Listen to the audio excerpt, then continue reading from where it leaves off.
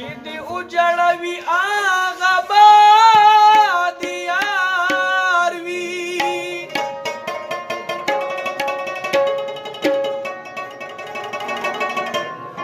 نو خندوي بدي دشمنا چې ټک مکار وي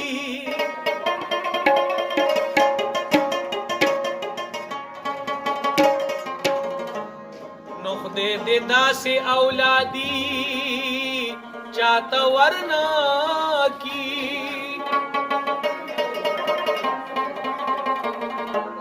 چې بد خویه په زبان کې بد کردار وي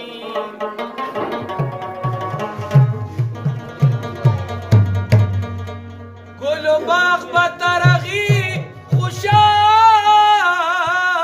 اوسي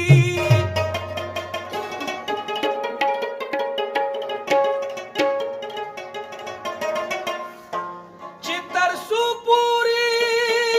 د زړو ګلو هار وي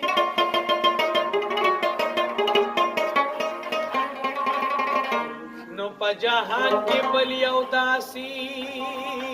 غریب نشتا چې قسمت د خسرو په شان د خوار وي